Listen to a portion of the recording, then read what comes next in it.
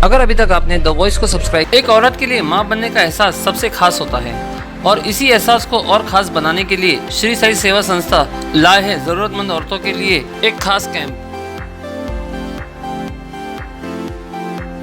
संस्था द्वारा normal delivery मात्र 8,000 रुपए में दवाइयों के साथ और फर्स्ट सिजेरियन मात्र 25,000 रुपए में दवाइयों के साथ रखा गया है। ये कैंप गैबीपीर हॉस्पिटल में लगाया गया है, जिसकी आखिरी तारीख 31 दिसंबर तक रखी गई है। गैबीपीर hospital near Amjadia school, Shanti Nagar road, Bhiwandi. Doctor Sawati Singh को मिली जान से मारने की धमकी। श्री साई संस्था की ओर से पत्रकारों का किया गया सम्मान। श्री साई सेवा संस्था भिवंडी की ओर से पत्रकारों का सम्मान किया गया। संस्था के अध्यक्ष डॉक्टर सावती सिंह ने पत्रकारों की दिन भर मेहनत और फील्ड पर हर वक्त मेहनत को सराहते हुए पत्रकारों को सम्मानित किया और अपने संस्था और अपने कार्यों की जानकारी देते हुए कहा कि पिछले कई वर्षों से संस्था भिवंडी के रेड लाइट एरिया में महिलाओं के लिए काम कर रही है और सेक्स वर्कर महिलाओं के लिए रोजगार उपलब्ध करवाने का प्रयास किया जा रहा है, जिसमें कलेक्टर के सहयोग से महिलाओं के लिए पेपर प्लेट और दूसरे कामों की शुरुआत की गई है और इस कामों में उन्हें बहुत कठिनाइयों का सामना करना पड़ा। और क्या कहा, देखिए इस रिपोर्ट में। एक प्रेस कॉन्फ्रेंस बुलाई है और आपने भिवंडी के पत्रकारों को भी सम्मानित किया, तो थोड़ा सा इसके ऊपर थोड़ा सा विश्लेषण करिए।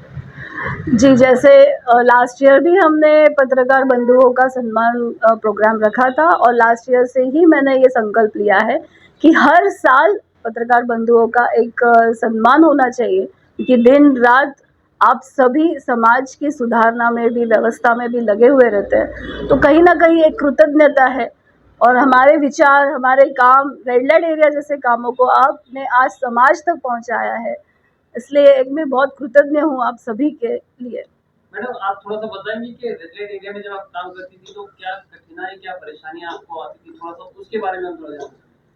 देखिए, शुरुआत में तो ये महिलाएं मुझसे बात नहीं करती थी, बट नेचुरल है, उनका विश्वास संपादन करने के लिए, विश्वास मिलाने के लिए मुझे एटलीस्ट 2 से 3 साल लग गए, क्योंकि उन्हें ऐसा लगता था मे बी कि एक महिला है, ये हमारी क्या करेगी, इतने बड़े बड़े गुंडे बदमाश हैं यहाँ पे आए दिन।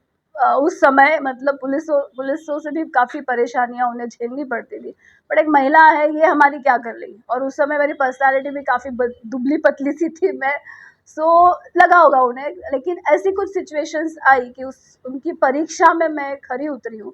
एक इंसिडेंस मुझे याद है कि आधी रात को 12 या 2 के बीच में एक कुछ समस्या हो गई थी। XYZ बंदे ने बिल्कुल बेल्ट से महिलाओं को पीटना शुरू कर दिया था और उस समय जो कुछ थोड़ी बहुत महिलाएं मेरे संपर्क में थी और जिन्होंने मार खाया था, उन महिलाओं ने मुझे फ़ोन करके इन्फॉर्म किया, तो बस मैं दौड़ के भागी वहाँ और उस समय मैंने उन्हें न्याय दिलाने के लिए पूरी मेहनत करके पुलिस वालों के सपोर्ट से, जिस बंदे ने ये कृत्य उनके साथ किया था, उन्हें अच्छा सबक सिखाया। पुलिस के माध्यम से कानूनन उनके ऊपर कार्रवाई की गई और उस दिन से उन सभी महिलाओं का प्यार, विश्वास मेरी तरफ आज तक भी बरस रहा है। मैडम, ये जो काम आप कर रही हैं उसको देखते हुए जिन लोगों का पेट जो है, जिनका जहाँ वहाँ से पेट भरता है, जिनका वहाँ से घर चलता है, क्या कभी उन्होंने आपको धमकी वगैरह देने की कोशिश की कि आप हमारे एरिया में मत आइए, नहीं तो हम आपको तकलीफ देंगे? बिल्कुल। आज तक तो मुझे किसी ने कहा है, मेरे गुरुजी ने कहा है कि अपनी तकलीफ़ों को गिनो मत, अपनी तकलीफ़ों को किसी को ज़ाहिर मत करो और काम में जुड़ी रहो। लेकिन आज मुझे ऐसा लग रहा है कि जहाँ रेड लाइट एरिया पूरी तरीके से एक परिवर्तन के मार्ग पे चल रहा है, क्योंकि आने वाले समय में कुछ फैक्ट्रियाँ उनके लिए खड़ी हो रही है, कम से कम 100 की तादाद में महिलाओं को वहाँ पे रोज़ी रोज़गार मिलने वाला है। ऐसे समय जो मुझे शुरुआत से भी धमकी आती गई है, जैसे आपने बताया है, वैसे ही बिल्कुल हुआ है मेरे साथ और मेरे साथ हो रहा है बिल्कुल भी, कि जब अभी ऐसी प्लानिंग होती है कि मैडम अभी अंदर आएगी तो उन्हें गायब कर देंगे, कि फिर दोबारा यहाँ आने लायक नहीं छोड़ेंगे, ऐसी काफ़ी चीज़ें हुई है। गालियाँ देना ये तो आम तौर पे हो गया है। और जी हाँ, मुझे जान से मारने की भी काफ़ी समय धमकियाँ आ चुकी है और धमकियाँ आ भी रही है। तो क्या इसके खिलाफ कोई FIR वगैरह हुई, आपने पुलिस में कंप्लेंट की? मैंने इन्फॉर्म तो हमेशा किया ही है पुलिस स्टेशन में और राइटिंग में भी दिया हुआ है, ऑनलाइन कंप्लेंट्स भी की हुई है।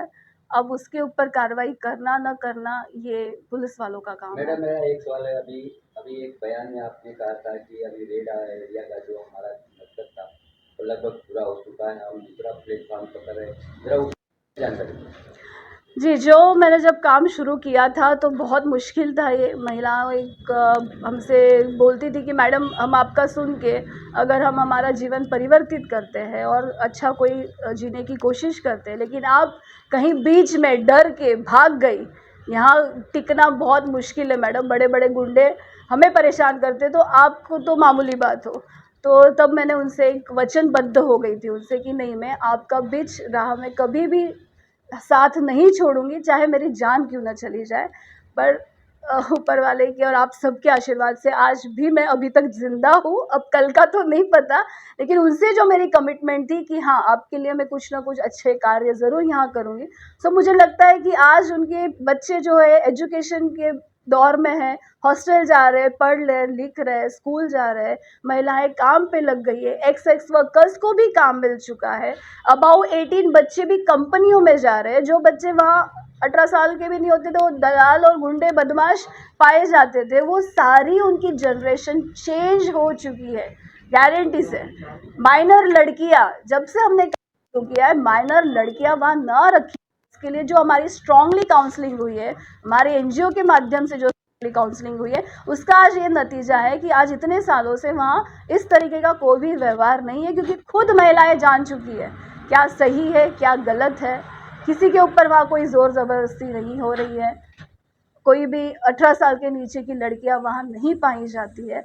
सो ये अब मुझे लग रहा है कि हाँ, मैं कमिटमेंट से कहीं ना कहीं मैं पूरी हो चुकी हूँ। अब मेरी इस क्षेत्र में काम करने की उतनी ज़रूरत नहीं है, महिलाएं सक्षम हो चुकी है और मैं ऐसी जगह काम करना पसंद करती हूँ जहाँ ज़रूरत हो। जहाँ ज़रूरत नहीं है वहाँ मैं अपना समय व्यतीत करके कुछ खुशी नहीं मिला पाऊंगी, क्योंकि मैं कार्य करती हूँ अपने संतुष्टि के लिए, केवल संतुष्टि के लिए। ऐसे ही प्लेटफॉर्म की जानकारी मैं आपसे जानना चाहूँ, क्या प्लेटफॉर्म आप नेक्स्ट अब मैं सोच रही हूँ कि जो डिमांड आ रही है कि जो गोडाउन्स है, कंपनियां हैं, या जिस क्षेत्र में महिलाएं ज़्यादातर ताकत में काम कर रही है और उन्हें वहाँ जो शारीरिक मानसिक तौर से जो भी उन्हें पीड़ा हो रही हो, वो उसके लिए हम एक कामगार संगठन कामगार संगठन शुरू कर चुके हैं और काफ़ी उसमें मेंबर्स बनते जा रही है महिलाएं। मैं आपके माध्यम से कहना भी चाहूँगी कि जो भी महिलाएं इसमें आना चाहती है वो ज़रूर मुझे संपर्क करें। मैडम ये बताइए कि जिसने आपको धमकी दी है, जैसे आपने कहा, जिसने आपको धमकी दी, क्या आप उसका नाम मीडिया के सामने बताना चाहेंगी या पुलिस को आपने बताया हो? मीडिया के सामने मैं बता के उन्हें बहुत बड़ा औहदा देना नहीं चाहती हूँ। वो अगर करना चाहे वो कर सकते हैं, मेरे नसीब में होगा तो ज़रूर होगा, लेकिन जिन्हें मुझे इन्फॉर्म करना था, जिनके हाथ में वो पावर है लीगल माध्यम से, मैं उन्हें इन्फॉर्म कर चुकी हूँ। आगे व्यवस्थापन की मर्जी।